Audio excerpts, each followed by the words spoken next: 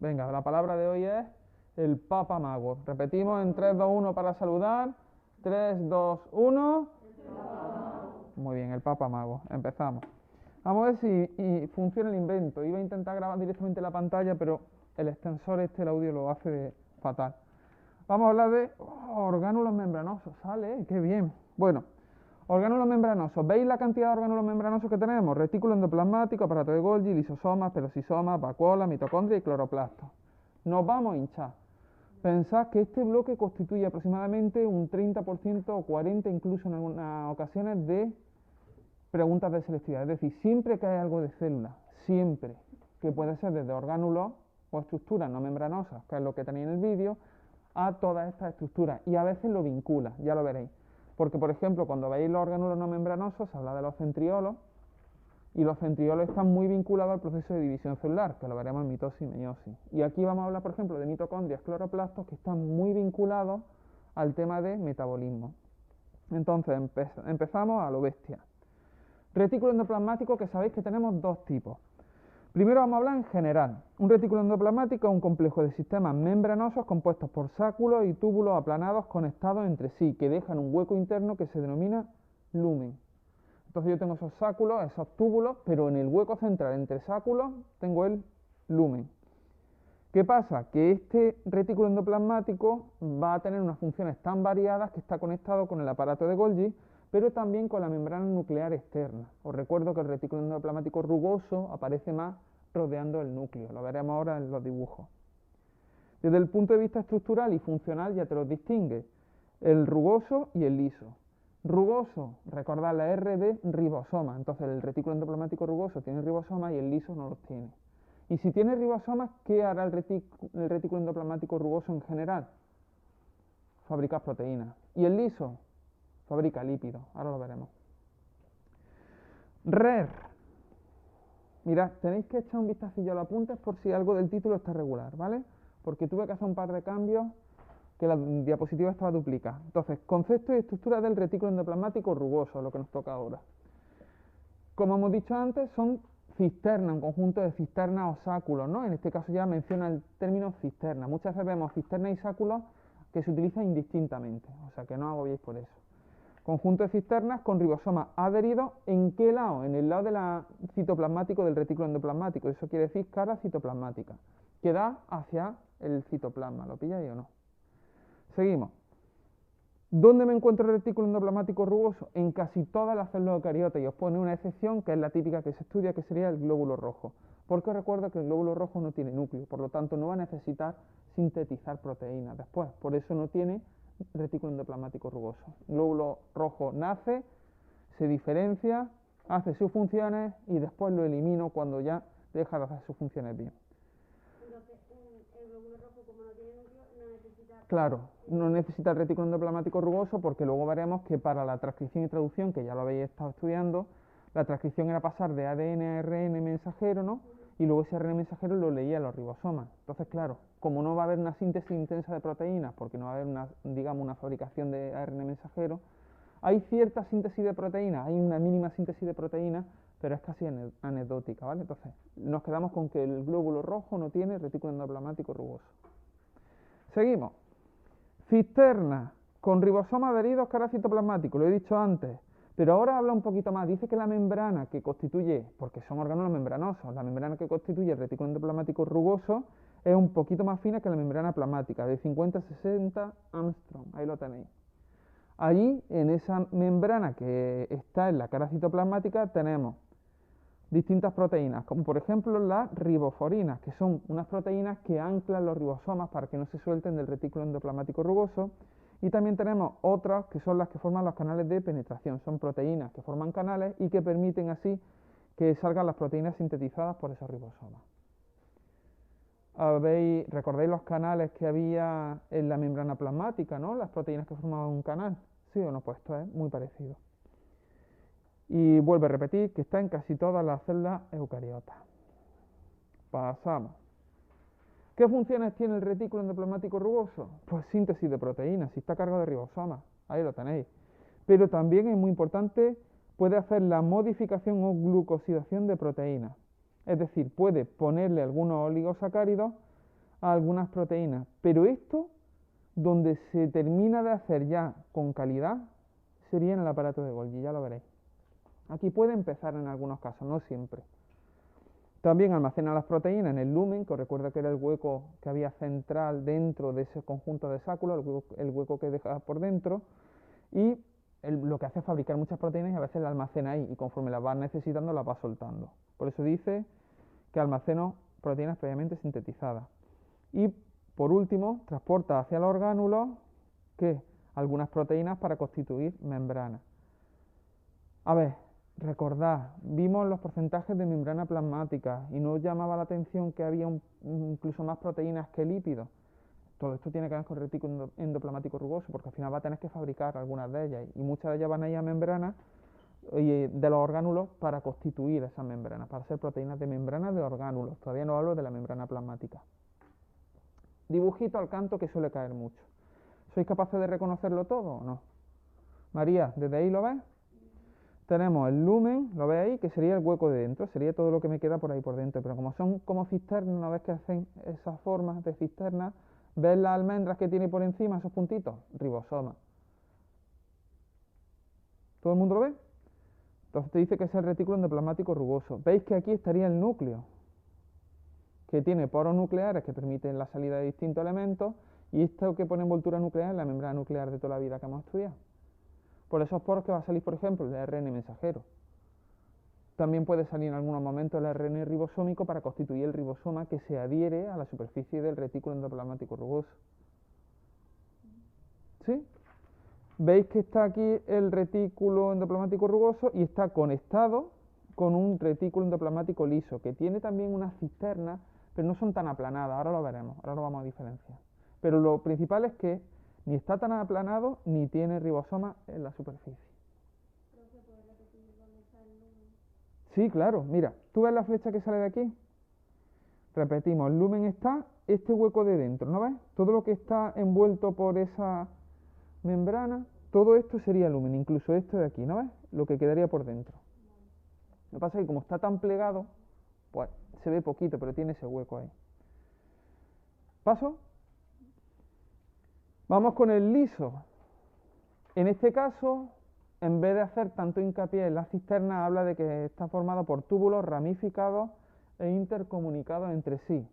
Pero también está comunicado con el retículo endoplasmático rugoso. Como vemos aquí en el dibujo, ¿no veis que sale un túbulo aquí que comunica? Entonces va a haber muchas veces un tránsito de distintas moléculas entre los dos. Importante, no contiene ribosomas asociados. ¿Cómo se lo explico a los de cuarto de la ESO? Con el Magnum. Magnum almendrado, que es chocolate con un montón de almendras, sería el retículo endoplasmático rugoso. Magnum liso, sin nada de la superficie, el retículo endoplasmático liso. Pasamos. Pero por la comunicación que tiene, Sí. ¿qué ocurre? Ahora te lo voy a explicar, ¿vale? Vamos a las funciones que tiene el retículo endoplasmático liso. Primero, ¿cuál es la función principal? Síntesis de los lípidos de membrana. Los tenéis ahí. En la cara citoplasmática es la que da el citoplasma, siempre que digamos la cara citoplasmática de cualquier orgánulo es la que da el citoplasma. Se sintetizan prácticamente todos los lípidos de la célula, y os pongo dos excepciones. Los ácidos grasos, que no se sintetizan ahí, que se sintetizan en el citoplasma, y algunos lípidos mitocondriales. ¿Hasta ahí sí? Sigo. ¿Qué va a pasar con estos lípidos? Que yo lo voy a transportar hacia otro orgánulo y hacia la membrana si fuera necesario, como por proteína de transferencia o mediante la formación de vesículas. Y esas vesículas que se forman por redes de clatrina, que recordamos que eran las proteínas que permitían dar forma a esa invaginación o evaginación en algunos casos, forman la gotita de la vesícula, y cuando ya la habían formado, la clatrina se desprendía y volvía otra vez a una zona de membrana para hacer otra vesícula. Y entonces puede ser también por gemación. Pero al final, ¿qué es lo que va a hacer si tuviéramos que resumirlo mucho?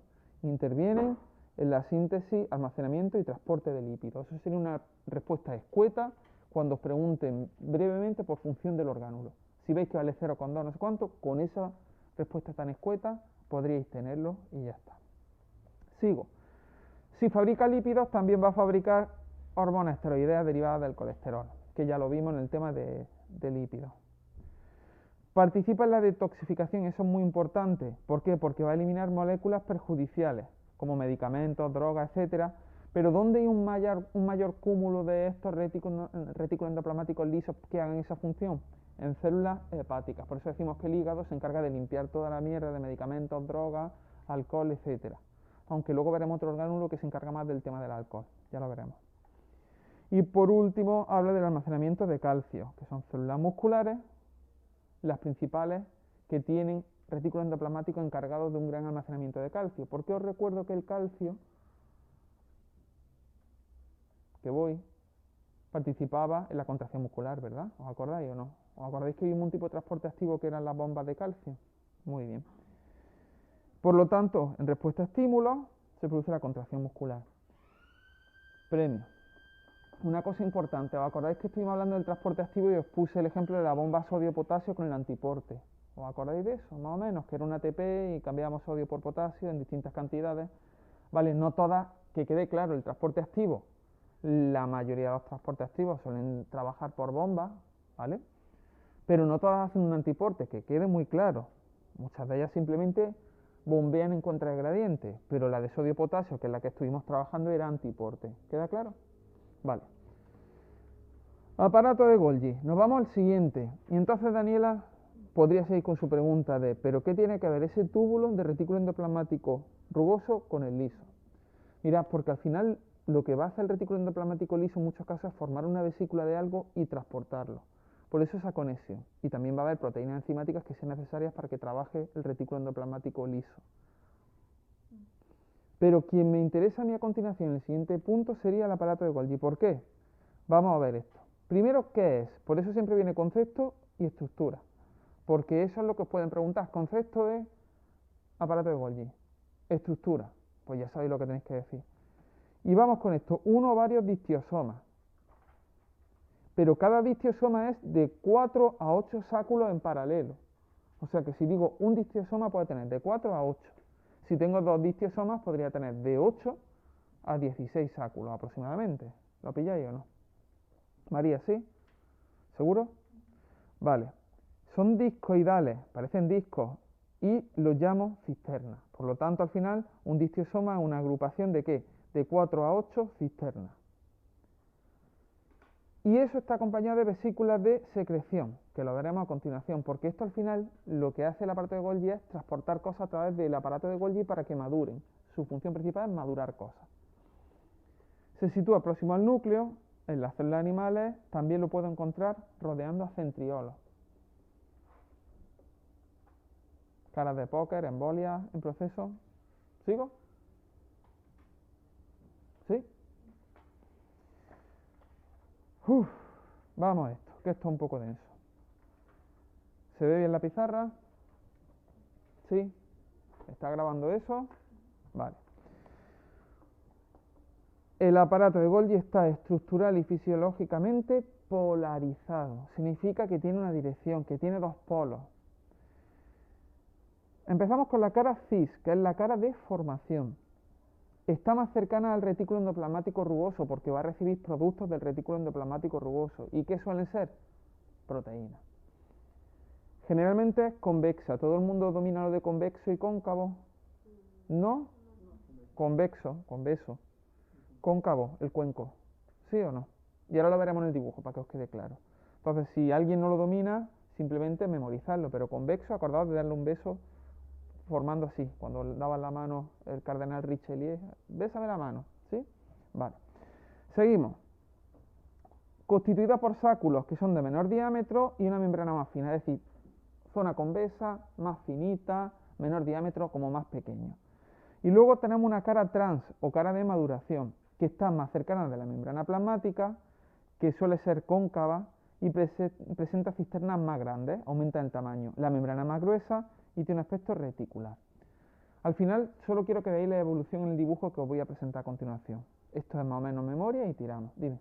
Que al principio que dice el aparato de Golgi está estructural y fisiológicamente polarizado. Ya habías dicho tú que eran y que venían tipo... Polarizado significa que podemos distinguir dos polos y en este caso una dirección de trabajo, ¿vale? Por eso habla de polarizado. porque veremos que hay un polo, un extremo que es la cara de formación, la cara cis, y otro polo y otro extremo que sería la cara trans de maduración. Sigo. Tenemos los 3 pasos de funcionamiento. Una vez yo sé las partes, esto de aquí sería cómo va a actuar. Primero, la cara cis o de formación recibe vesículas. Esas vesículas se llaman de transición. ¿Y de dónde vienen? De la envoltura nuclear y del retículo endoplasmático. Y fijaos que no pone rugoso. ¿Por qué? Porque recibe tanto del rugoso como del liso. Seguimos. El contenido molecular del distiosoma lo que va haciendo es que va avanzando de la cara cis a la cara trans o de maduración. ¿Cómo? Mediante unos transportadores que se llaman vesículas intercisternas, que tiene lógica. Entonces tenemos vesículas de transición, que significa que viene de otro organulo. Y vesículas intercisternas, que están entre las cisternas que hemos denominado así a los sáculos, ¿os acordáis o no? De los distiosomas. Sigo.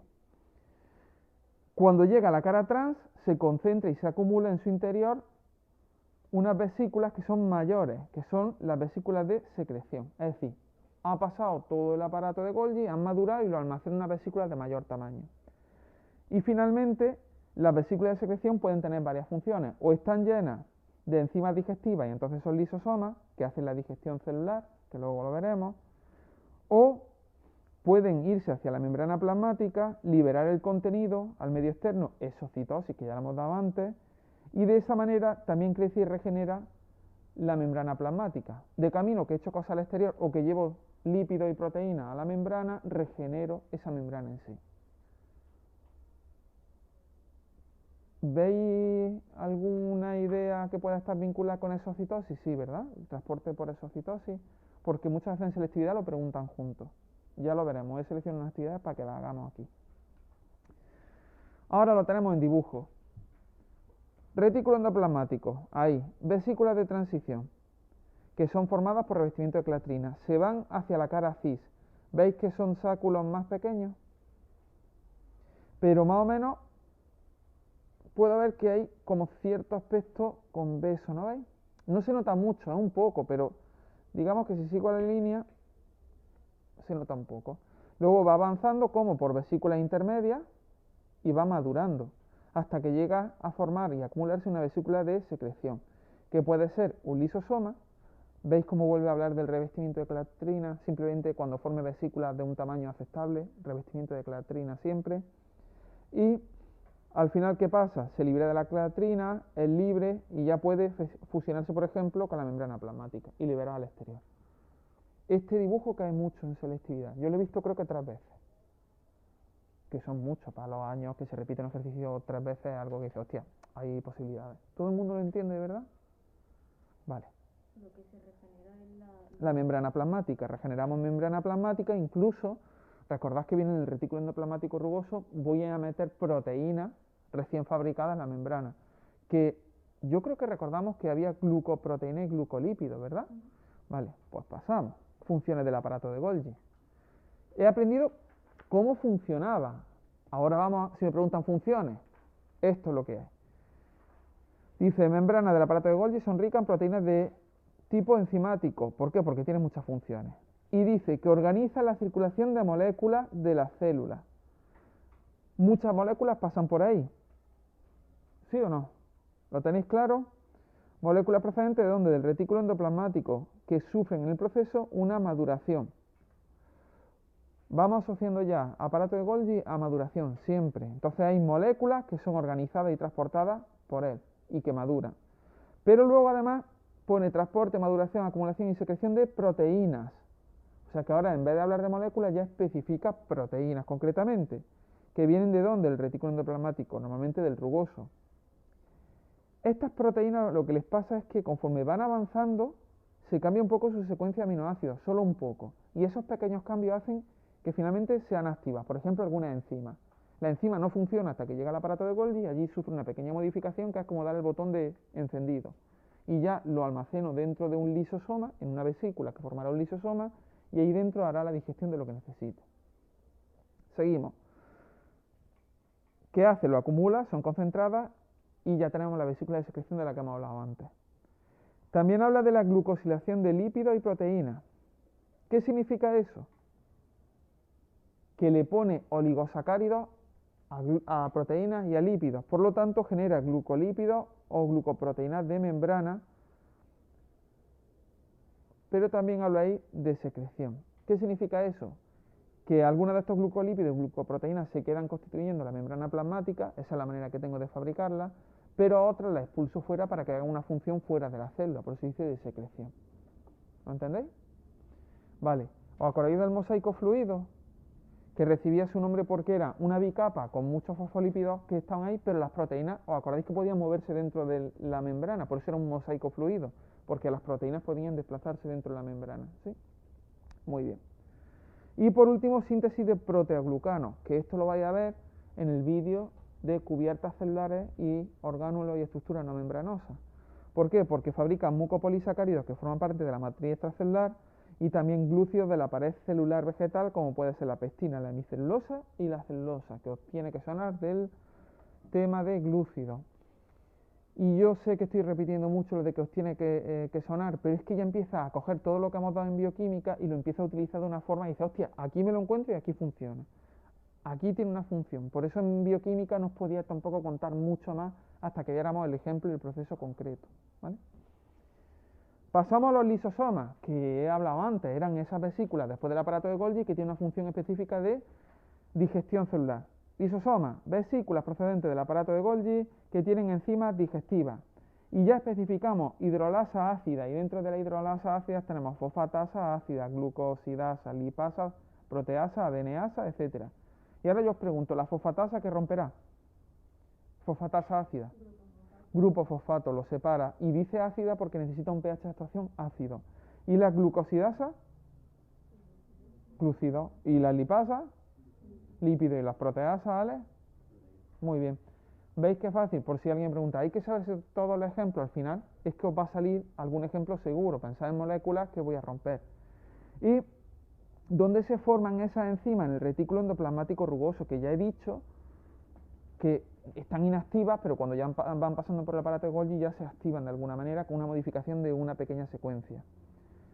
Pasan al aparato de Golgi, se activan y los almaceno y los concentro en lisosomas. Vamos a ver los tipos de lisosomas. Esto es sencillo si entendemos la función. Los lisosomas dice que tienen una membrana plasmática, al final una vesícula que está rodeada por membrana plasmática, ¿no? Que lo que forma las paredes de esa vesícula sería la membrana plasmática. Pero tiene proteínas en la cara interna muy glucosiladas, y al ser muy glucosiladas lo que hace es que evita que esas hidrolasas que tenemos ataquen a la propia membrana del lisosoma. Es una manera de decir, hostia, no te comas el lisosoma por dentro hasta que se liberen al citoplasma y se coman mi célula por dentro. Esa glucosidación tan intensa, veis que están glucosiladas, lo que hacen es evitar que las enzimas se carguen al propio lisosoma. Es como las paredes del estómago que tenemos nosotros con muco. Ese moco protector evita que mi propio ácido clorhídrico se coma las paredes de mi estómago. Pero cuando llega Helicobacter pylori, que es una bacteria, y se come ese moco y me sale una úlcera, me cago en todo lo que me cago. ¿Por qué? Porque duele un montón, porque ya el ácido se está comiendo la pared del estómago. ¿Alguien ha tenido úlcera aquí?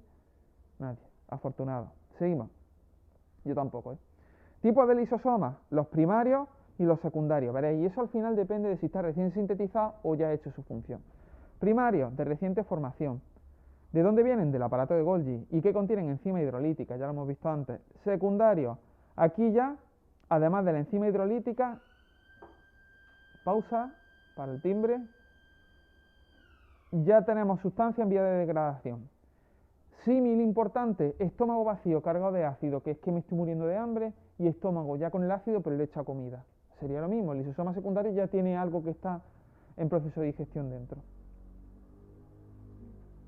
Pasamos. Y aquí lo que hace es hablar de una función un poquito más concreta. Hemos visto los tipos y os habla de la función en concreto de los lisosomas en detalle, ¿vale? Aquí está bastante detallado. Vamos a ello. Digestión de materia orgánica, lo tenemos claro, eso es lo que hace el lisosoma. Y para eso tiene fosfatasa ácida, que rompe enlaces fosfoestéricos. Fosfoestéricos, ¿os acordáis del fosfodiéster, por ejemplo? Que era éster y participaba en el grupo fosfato. Bueno, en realidad lo que busca un enlace, este tipo de enzima, la fosfatasa ácida, es liberar el grupo fosfato porque los enlaces del fosfato eran altamente energéticos. Y dice, como es ácida, necesita un pH entre 3 y 6, si no, no actúa bien. Y además introduce protones de forma activa, gasta ATP. Necesita gastar ATP para meter protones dentro y que el pH dentro del lisosoma sea ácido. Eso también es un método de control, porque si en algún momento se rompe el lisosoma, tened en cuenta que el pH de fuera no es de 3 a 6. Y entonces, si hay una fuga o un error, evita que esas enzimas se empiecen a cargar mi célula por dentro, ¿lo pilláis o no? Son mecanismos como de control de daños para que no la caguemos. ¿Sí? Entonces necesita ATP para introducir los protones y que se haga el pH. Exacto, que dentro del lisosoma el pH sea ácido. Y así sí que puede actuar la fosfatasa ácida, que sería uno de los tipos, lo hemos visto aquí, de hidrolasa ácida. Y hay otros, ¿vale? Pero bueno, ese es uno de los principales. Seguimos.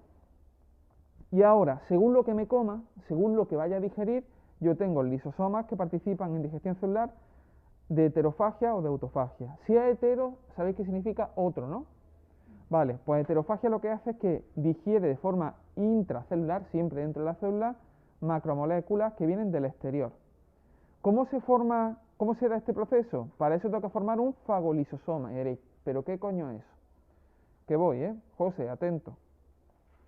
¿Estáis atentos los dos José o no? Vale. Un fagolisosoma, te lo dice el nombre, un lisosoma primario que todavía no tiene nada dentro, que lo fusiono con un fagosoma. Yo recuerdo que el fagosoma era cuando había una fagocitosis, esa vesícula que se formaba iba hacia adentro, que era de un tamaño grande que se veía con microscopio óptico, se fusiona con el lisosoma y forma un fagolisosoma. Es decir, es como coger lo que había metido por fagocitosis y echarle ya, fusionarle una vesícula con el ácido, entre comillas, con la enzima que necesita dentro. Entonces fusiono los dos y formo el fagolisosoma. ¿Dónde me encuentro eso? Pues por ejemplo en algunos tipos de amebas que comen por fagocitosis. Pero también en nuestro cuerpo, en los macrófagos, que lo que van a hacer es digerir a otros organismos que están atacándome. Pero no me queda muy claro lo que es un fagosoma. Fagosoma es la combinación de un lisosoma primario con un... Perdón, fagolisosoma o fagosoma, ¿qué es lo que no entiendes? Vale, fagosoma es... ¿Tú te acuerdas cuando hacía el transporte activo hacia adentro que formaba una vesícula que englobaba algo y lo metía dentro de las células? Eso, si era de gran tamaño y lo que hacía era fagocitosis, se llamaba fagosoma.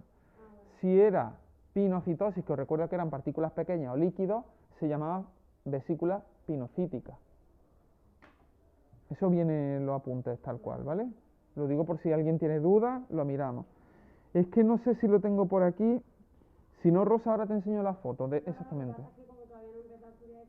No te preocupes, si es lógico, pero que digo, si puedo ahora, cuando termine esto, te enseño la foto y verás la diferencia, ¿vale? Seguimos. Autofagia. Auto, ¿qué significa? Que se come a sí mismo. Este es el proceso que tiene la célula de que si algún órgano no funciona, alguna estructura no está bien o no le sirve, la digiere y se la quita de en medio. Entonces, digestión de partes de la propia célula que está llevada a cabo por autofagolisosoma. ¿Y qué es un autofagolisosoma? Lisosoma primario más un autofagosoma. ¿Pero qué coño un autofagosoma? Pues una vesícula que engloba algo de la célula, por eso es auto. Lo forma, le vuelve a fusionar un lisosoma primario y ya tenemos ese lisosoma secundario que sería un autofagolisosoma, la fusión de las dos, ¿vale? Bien, después de la digestión, cuando yo ya, perdón, he borrado eso, pero digestión celular, ahí lo tenéis, ¿no? Cuando yo ya he hecho eso, ya sí que puedo llamar a esa combinación de o al fagolisosoma o al autofagolisosoma, lisosoma secundario, y en su interior quedan restos. Y esos restos pueden ser o aprovechados, o excretados fuera, o incluso a veces se queda simplemente, cuando ya no puede destruirlo más, como un cuerpo residual en la célula, y ya está. Y eso se queda ahí de por vida, hasta que la célula se muera, y punto. ¡Ay! Sé que duele, pero vamos más o menos bien. ¡Hostia, qué dibujo! Pues esto cae mucho en selectividad también. Tenemos que empezar a mezclar lo que sabemos del transporte de membrana de fagocitosis, pinocitosis, etcétera, ¿sí? Con esto, porque digamos que es un proceso continuo donde te van a meter el aparato de Golgi con la fabricación de lisosomas. Hay que mezclar esa idea. Haremos una actividad para que lo veáis, no os preocupéis. ¿Veis la bacteria que me voy a comer hoy a mediodía? Por fagocitosis. ¿Qué sería el fagosoma, Rosa? Pues este pedazo de vesícula que voy a formar alrededor de la bacteria. Lo tengo aquí, fagosoma. También pueden ser cosas pequeñas o líquidos, pinocitosis. Entonces lo que formo sería lo que hablamos, una vesícula pinocítica que se llama. Y entonces lo puedo fabricar así, perfecto. Y también podría coger y comerme esta mitocondria que no me sirve. Pero esos orgánulos no tratan como de que no los destruyen. Sí, pero a veces no son funcionales. Aunque tú te defiendas, puede haber una mitocondria que deje de funcionar. Entonces la célula no la quiere tener ahí, la elimina. Y entonces ya, cuando yo tengo el autofagosoma, ese fagosoma, ¿qué voy a hacer yo? A partir del retículo endoplasmático rugoso fabricaré alguna enzima, pasarán al aparato de Golgi y todo eso, ¿qué hará? Fabricará un lisosoma que se fusionará con el fagosoma, con el autofagosoma. Mira, esta parte de aquí, de pinocitosis, luego ya dice que finalmente cualquiera de estos elementos podría unirse para formar un lisosoma productivo. Pero nosotros le hemos dado nombre a ese lisosoma. Lo hemos llamado fagolisosoma o autofagolisosoma, que quede claro, ¿vale? Y ahí tenemos la pregunta de selectividad. Suele caer algo parecido a esto. Partícula de alimento introducida por endocitosis. Y no especifica si es fagocitosis o pinocitosis, endocitosis en general. Entonces, en el dibujo de arriba, si es la parte de arriba es fagolisosoma y la parte de abajo autolisosoma. Autofagolisosoma. A ver, el autofagosoma sería lo que engloba esto, ¿vale? La mitocondria con lo que hay alrededor de vesícula que se ha formado.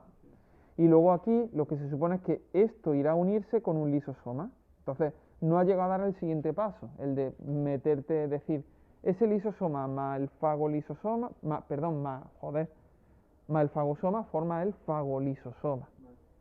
Que todavía no lo ha fusionado. Simplemente te dice que el objetivo de esto es tirar hacia el lisosoma. Y ahora aquí ya sí lo tenemos fusionado, que es lo que quería ver.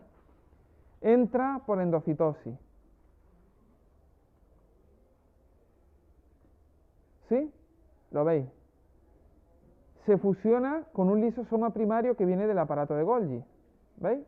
Lo lleva para acá, lo lleva para acá, juntos se unen y si, como aquí no habla de si es fagocitosis, no quiere especificar. Simplemente te dice que une esa vesícula con lisosoma primario y me sale ya, cuando se ha hecho la digestión, lisosoma secundario formado por fusión. ¿Lo veis o no? Podríamos poner, si fuera fagocitosis, fagosoma. ¿Sí? Claro. Y cuando se une al lisosoma primario, ¿qué te sale? Esto podría llamarlo yo fagolisosoma. Sí, yo sé que son nombres complejos, pero al final veis que es sumar nombres y ya está. En cuanto lo estudiéis un poco, veréis que está tirado. Y si os queda esta pregunta, de verdad que es súper sencilla. Hago la digestión. ¿Y qué pasa con lo que me sobra? Producto de digestión. Por un proceso de exocitosis, ¿veis cómo vincula ya la endocitosis con la exocitosis? Lo libero fuera, la sustancia de desecho, y a tomar por saco. Veremos uno concreto de selectividad, con la respuesta que marca la plantilla de corrección para que veáis qué es lo que se menciona. Vamos a los peroxisomas. ¿Qué hora es? ¿Y 35? Me cago en... Venga. Vamos con peroxisomas. Orgánulos rodeados por una membrana. Lo sabemos porque esta es la parte de orgánulos membranosos. Y tienen dentro enzimas oxidativas, que serían peroxidasa y catalasa. Vamos a ver qué hace cada una de ellas. Venga, la principal función de los peroxisomas sería la detoxificación, porque elimina sustancias tóxicas. ¿Y dónde lo encuentro en gran cantidad? En células hepáticas. Y me podéis preguntar, ¿pero antes no hemos hablado de esto? Sí, pero esto elimina sustancias tóxicas por oxidación, específicamente por oxidación. Vale, cojo esas sustancias tóxicas, como pueden ser metanol, ácido fórmico, etcétera, que me pillo una borrachera y bebo más de la cuenta. ¿Quién es el pobre que está trabajando y a muerte para eliminar eso? Mi hígado, pero concretamente vamos a hablar de los peroxisomas, ahora lo veremos. Hace reacción oxidativa. ¿Qué van a hacer las oxidasas? Pues oxidar. ¿Y qué oxidan? Compuestos orgánicos. Entonces yo tengo cualquier tipo de compuesto orgánico que está reducido, ¿verdad? ¿Sí? Y claro, cuando yo tengo algo reducido, ¿qué podía hacer? En este caso, para que esto se oxide, sus hidrógenos van a pasar a algo, al oxígeno. ¿Lo veis o no? Por eso la oxidasa lo que hace es que transfiere electrones al oxígeno. ¿De dónde? Provienen del compuesto orgánico. ¿Y qué forman? Peróxido de hidrógeno. ¿Qué es el peróxido de hidrógeno? Agua oxigenada. O sea que lo que estoy haciendo es molécula orgánica, la estoy oxidando, se lo paso al oxígeno, esos protones, y genero agua oxigenada. Pero es que resulta que el agua oxigenada es tóxica también, me cago en todo. Detoxificación, la siguiente función aparte de reacción oxidativa.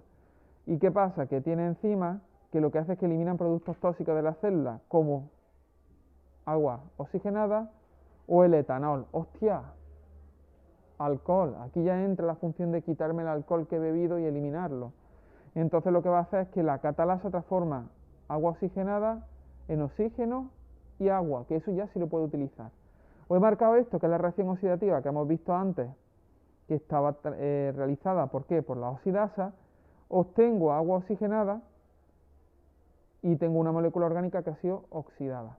Y ahora con agua, cuando yo junto dos moléculas de agua oxigenada, la catalasa es capaz de separar esto, ¿en qué? En dos moléculas de agua y una de oxígeno en su forma molecular atmosférica. ¿Lo veis o no? ¿Seguro? Que quede claro que esto es la reacción de arriba, por eso lo he puesto aparte, pero al final yo voy a acumular de dos en dos estas moléculas de agua oxigenada para poder romperla. ¿Sí? Hostia, entre pecho y espalda va todo esto, ¿eh? Bueno, cuando lo estudiéis veréis que no es tanto, parece más volumen de lo que es en realidad.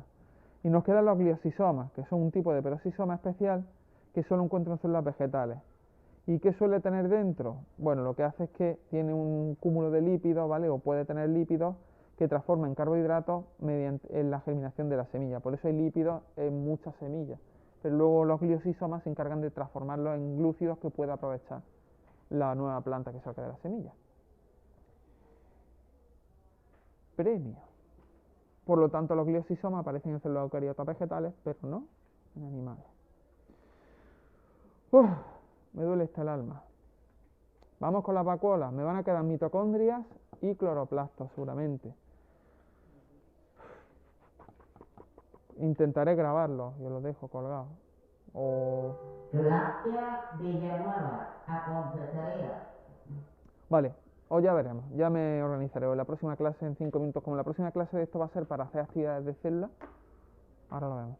Vamos con las vesículas. Constituidas por membrana plasmática. En el interior, ¿qué suelo tener?